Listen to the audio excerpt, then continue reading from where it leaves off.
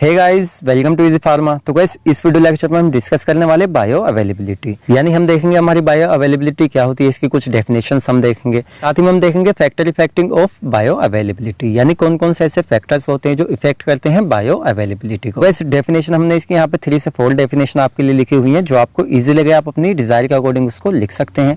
सारी डेफिनेशन यहाँ पे आपकी राइट्स रहेंगी। देन जो हिंदी प्लस इंग्लिश वाले बच्चे उनके लिए क्या करेंगे, हम एक अलग से पीडीएफ मिक्स में अपलोड कर देंगे, जिससे वो भी इसको ईजिली यहाँ पे स्टडी कर लें। तो ये हमारे लेक्चर 6 यहाँ पर रहने वाला है, फार्माकोलॉजी का डी फार्मा सेकेंड ईयर।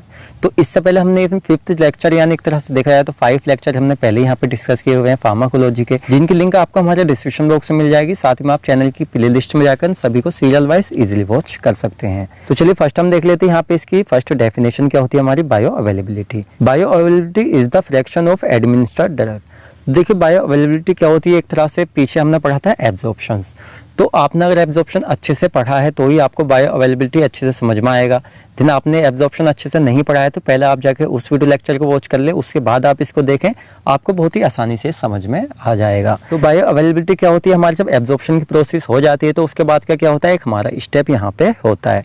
अभी क्या होता है इसको हम देखेंगे फुल डिटेल्स में। जैसे bio availability is the fraction, तो फ्रैक्शन का मीनिंग यहाँ पे क्या होता है, डोज, यानी इसको आप अमाउंट भी एक तरह से कह सकते हो, साथ ही में आप इसको डोज भी यहाँ पे कह सकते हैं। तो क्या होता है, जो एडमिनिस्टर्ड हमारी डोज होती है किसी भी ड्रग्स की, तो क्या होता है वो दैट जो रीच करती है इन दिस सिस्टमिक सर्कुलेशंस। तो जैसे कि हमने बायो अवेलेबिलिटी यहाँ पे हम पढ़े हैं, इससे पहले हमने जो एब्जॉर्प्शन पढ़ा था उसमें हमने डिटेल्स में जाना था। जो हमारा एब्जॉर्प्शन होता है उसमें जो हमारी ड्रग्स होती है, फाइनली जाकर हमारी जो वीन्स होती है, यानी क्या होती है इंटेस्टाइन होती है, उनमें जाके क्या होती है एब्जॉर्ब होती है जो भी हमारी ड्रग्स होती है। क्या होता है हमारी जो बायो अवेलेबिलिटी होती है एक तरह से क्या होती है डोज होती है, यानी कोई भी ड्रग एडमिनिस्टर्ड होने के बाद कितनी डोज में हमारी ब्लड के अंदर पहुंची, जिससे हमें वो किस टाइप की बायो अवेलेबिलिटी देगी। तो इसलिए हम कह सकते हैं हमारी जो बायो अवेलेबिलिटी होती है एक तरह से फ्रैक्शन होती है, यानी डोज होती है एडमिनिस्टर्ड ड्रग की। जो ड्रग क्या की हमने एडमिनिस्टर्ड की है, जो क्या करती है रीच करती है सिस्टमिक सर्कुलेशन, यानी हमारे ब्लड के अंदर जो हमारी वेन्स के अंदर क्या करता है एक तरह से फ्लो करता है। नेक्स्ट पॉइंट यहाँ पे देख लेते हैं, bioavailability is the express. तो देखिए हमारी जो बायो अवेलेबिलिटी होती है एक तरह से क्या करते हैं हम उसको एक्सप्रेस करते हैं कैसे, जैसे फ्रैक्शन, यानी डोज की किस चीज का, एडमिनिस्टर्ड डोज की, उसमें हम करते हैं सिस्टमिक सर्कुलेशंस इन ए केमिकली अनचेंज्ड फॉर्म। तो इसका सीधा सीधा हम कहे तो क्या होता है, कोई भी ड्रग्स जब हमने एडमिनिस्टर्ड की वो सीधी हमारे कहाँ पहुंची, एब्जॉर्प्शन होकर हमारी ब्लड के अंदर पहुंची। साथ में जितनी भी हमारी बायो अवेलेबिलिटी हमें मिलती है किसी भी ड्रग्स की, तो क्या होता है वो अनचेंज्ड फॉर्म में मिलती है।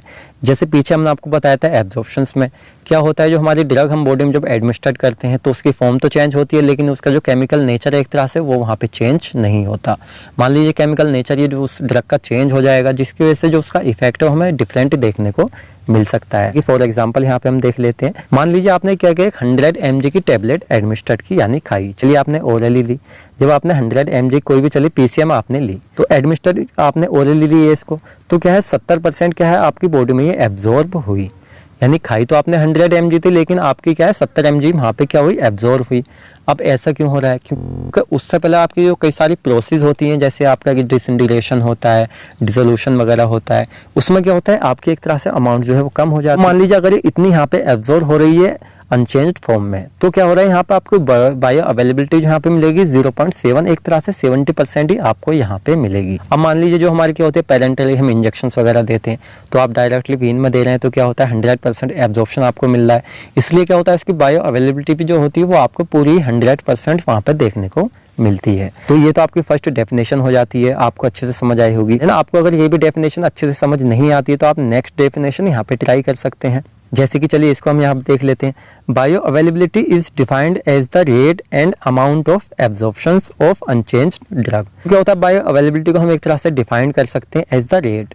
रेट क्या होती है, यानी हमारी जो दर होती है, एंड अमाउंट यानी डोज जितनी क्या की हमने एब्जॉर्ब की अनचेंज्ड फॉर्म में, यानी कितनी ड्रग हमारी बॉडी में जाकर अनचेंज्ड फॉर्म में एब्जॉर्ब हुई, यानी एक तरह से केमिकल नेचर के साथ में क्या होता है फ्रॉम इट्स डोजेस फॉर्म, यानी इसकी डोजेस फॉर्म से जो हमने डोज यहाँ पे जैसे टेबलेट कैप्सूल जो भी चीज यहाँ पे एडमिनिस्टर्ड की है, and become available at A site of action, यानी कितनी डोज हमने उसकी एडमिनिस्टर्ड की, कितनी डोज हमारी एब्जॉर्प्शन हुई, और कितनी हमें बायो अवेलेबिलिटी वहाँ पे जाके मिली, कहाँ पे साइट ऑफ एक्शन, यानी जहाँ पे हम उस ड्रग का इफेक्ट यहाँ पे लेना। तो देखिए ये डेफिनेशन और वो डेफिनेशन इनमें डिफरेंट नहीं है, दोनों ही सेम है। क्या है, थोड़े वर्ड जो है यहाँ पे डिफरेंट यूज ओनली किए गए हैं। तो आपकी ये 2 डेफिनेशन हो जाती हैं।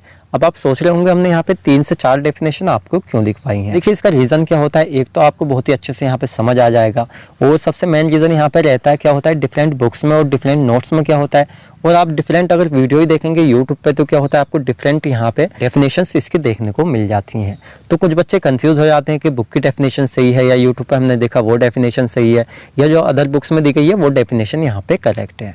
तो डेफिनेशन आपकी डिफरेंट होती है, आप यहाँ पे कंफ्यूज ना हो, जो आपको ईजी लगे उसी एक डेफिनेशन को आप यहाँ पे लिखाएं। चलिए नेक्स्ट टाइम एक और डेफिनेशन यहाँ पे देख लेते हैं। देखिए मेरी अगर माने आपको अगर अच्छा लग रहा है तो यहाँ पे जो अब हम डेफिनेशन पढ़ाने वाले इसको आप यहाँ पे लिख के आए, जिससे काफी इंप्रेसिव एग्जामिनर को लगेगा, जिससे अच्छे मार्क्स आपको यहाँ पे मिल सकते हैं। बाकी सही तो आपकी सभी डेफिनेशंस हैं। जैसे कि चलिए इस डेफिनेशन को हम देख लेते हैं। Bio availability word is made up of 2 words. तो हमारी जो बायो अवेलेबिलिटी हमारी 2 वर्ड्स से मिलकर बनी हुई है। फर्स्ट होता है हमारा बायो, जिसका मीन्स होता है लिविंग थिंग्स। अवेलेबिलिटी होती है यानी कितनी क्वांटिटी में एक तरह से वो अवेलेबल होती है, कहाँ पे, अपने साइट ऑफ एक्शन पे। यानी लिविंग थिंग्स के अंदर जो आपके क्या हो जीव जंतु होते हैं उनके अंदर कितनी अमाउंट में उसका एब्जॉर्प्शन हुआ, वो साइट ऑफ एक्शन पे कितनी अमाउंट में अवेलेबल है, यही क्या होती है हमारी बायो अवेलेबिलिटी होती है। और देखिए क्या होता है लिविंग ऑर्गेनिज्म आपका हो गया अवेलेबिलिटी यानी प्रेजेंटेड साइट ऑफ एक्शन, ये हमने आपको बता दिया। चलिए नेक्स्ट यहाँ पे हम देख लेते हैं इसका पॉइंट। दिस मीन्स यानी अब इसका मीन्स क्या होता है, availability of drug from its doses form to produce it therapeutic actions. कोई भी ड्रग्स होती है जिसको हमने एडमिनिस्ट्रेट किया हुआ, एब्जॉर्ब हुई, इसके हमें बायो अवेलेबिलिटी मिली, तो ये सब प्रोसेस हम करते क्यों हैं, उसके थेराप्यूटिक एक्शन लेने के लिए, यानी किसी भी डिसीज को सही करने के लिए क्या करते हैं हम इसका यूज़ करते हैं। जैसे कि हमारी जो बायो अवेलेबिलिटी होती है इसको एक तरह से डिनोटेड किया जाता है, यानी कहते हैं ना हम एक्सप्रेस एक तरह से किया जाता है ऐप से। तो ऐप क्या होता है, इसका सिंबल होता है जिससे एक तरह से हम इसको एक्सप्रेस करते हैं। इसका फॉर्मूला यहाँ पर होता है बायो अवेलेबल और साथ में एडमिनिस्टर्ड डोज। अब देखिए वैसे टाइप्स आपके सिलेबस में नहीं है, ओनली क्या हमने 2 टाइप्स यहाँ पे लिखे हुए हैं जो इसके होते हैं, तो आप चाहें तो इनको भी इसमें ऐड कर सकते हैं। फर्स्ट हमारा होता है relative bioavailability, then second हमारा होता है यहाँ पे एब्सोल्यूट बायो अवेलेबिलिटी। तो आप चाहें तो इनको डिटेल में भी डिस्कस कर सकते हैं, देन आपके सिलेबस में नहीं दिया हुआ है तो इसी वजह से हमने यहाँ पे इसको डिटेल्स में डिस्कस नहीं किया है। देन हमारा नेक्स्ट टॉपिक यहाँ पे आ जाता है फैक्टर इफेक्टिंग बायो अवेलेबिलिटी। तो देखिए काफी इंपॉर्टेंट आपके लिए टॉपिक रहेगा, क्योंकि क्या है जो फैक्टर्स होते हैं ये हमारे मोस्टली एग्जाम्स वगैरह में पूछे जाते हैं। तो चलिए देख लेते हैं कौन कौन सा हमारे फैक्टर्स होते हैं जो एक तरह से करते हैं बायो अवेलेबिलिटी को। तो क्या होते हैं हमारे एक तरह से देखें तो 2 टाइप्स के जनरली फैक्टर्स होते हैं। और देखिए एक बच्चे के हमें कमेंट्स आई थी लास्ट वीडियो लेक्चर्स में जो हमने एब्जॉर्प्शन के फैक्टर्स यहाँ पे किए थे कवर, तो वहाँ पे एक बच्चे कमेंट्स आई थी कि सर ये हमारे जो फैक्टर्स आपने पढ़ाए हैं ये हमारी बुक से मैच नहीं खा रहे हैं। तो क्या होता है डिफरेंट बुक्स में जो है डिफरेंट फैक्टर्स दिए हुए होते हैं, तो ये सभी करेक्ट होते हैं। क्या होता है जो हमारे किशोर एक तरह से कह सकते हैं जो एडिशन वगैरह होते हैं उनमें ये चेंज यहाँ पे होता है। तो हमारे 2 टाइप्स के फैक्टर्स हम यहाँ पे पढ़ेंगे। फर्स्ट हमारे रहेंगे फार्मास्यूटिकल, जिसको हम फिजिकल फैक्टर्स भी कह सकते हैं। सेकंड हमारे रहेंगे यहाँ पे बायोलॉजिकल फैक्टर्स।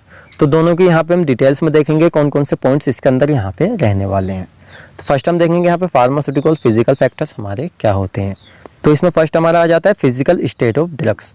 तो क्या होता है देखिए जो भी हम ड्रग्स खाते हैं बॉडी में अपने एडमिनिस्ट्रेट करते हैं तो उसकी जो फिजिकल स्टेट होती है वो क्या करती है यहाँ पे इफेक्ट करती है बायो अवेलेबिलिटी को।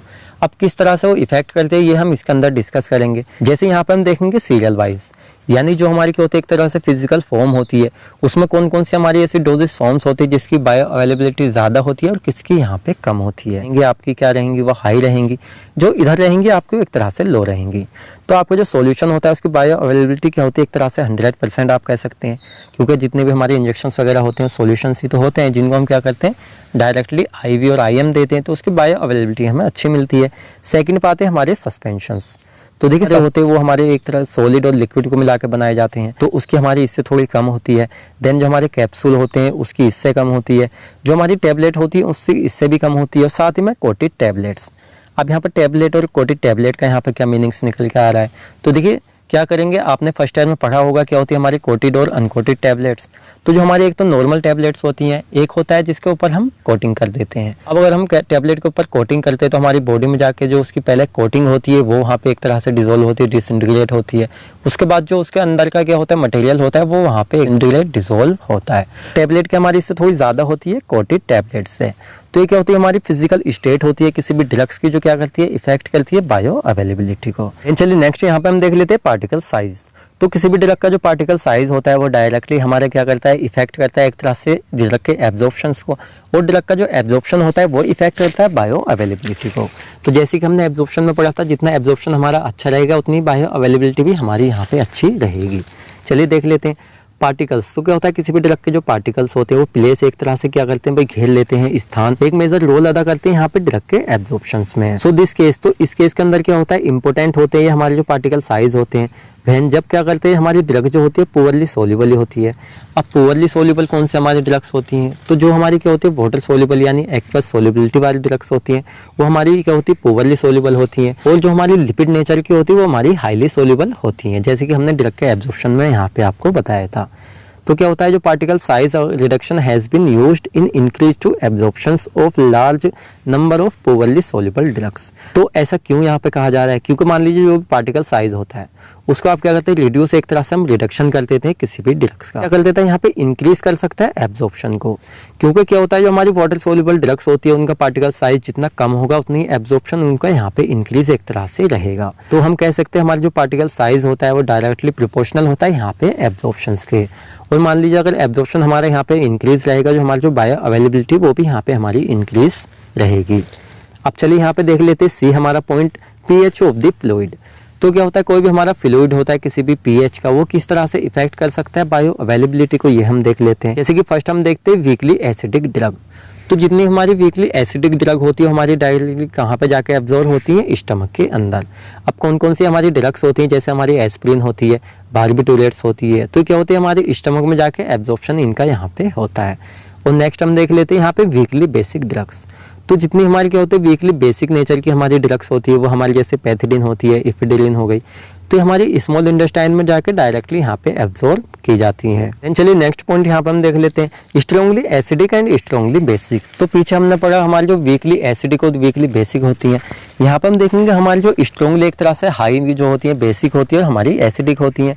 एक तो सबसे पहले क्या होता है ये हाईली आयोनाइज्ड ड्रग होती हैं, और हमारी जो हाईली आयोनाइज्ड ड्रग होती है उनका जो एब्जॉर्प्शन होता है यहाँ पे पुअरली होता है यानी कम होता है। अब नेक्स्ट हम यहाँ पे देखेंगे सोल्यूबिलिटी ऑफ ड्रग्स। तो देखिए यहाँ पे जो सोल्यूबिलिटी रहेगी किसी भी ड्रग्स की ये डिपेंड रहती है हमारी एक्वस नेचर पर और हमारी लिपिड नेचर पे। इसके अंदर हम यहाँ पे स्टडी करेंगे। जैसे हमारी very hydrophilic drug are poorly absorb. तो जितनी हमारी क्या होती है वाटर सोल्यूबल ड्रग्स होती हैं यानी ज़्यादा ही वाटर सोल्यूबल ड्रग्स होती हैं उनका एब्जॉर्प्शन क्या होता है यहाँ पे कम होता है, क्योंकि हमारी जो मेम्ब्रेन होती है यहाँ पे वो होती है लिपिड नेचर की। नेक्स्ट हम देख लेते हैं। तो जैसे कि यहाँ पे हमारे अगर हाइड्रोफिलिक ड्रग यहाँ पे ज़्यादा नेचर की रहेंगी तो हमारी जो एब्जॉर्प्शन है वहाँ पे वो डिक्रीज रहेगा। अब नेक्स्ट हम देख लेते हैं जैसे हमारी वेरी लिपोफिलिक ड्रग, यानी जो हमारी ज़्यादा ही लिपिड नेचर की ड्रग्स होती है वो हाईली एब्जॉर्ब होती हैं।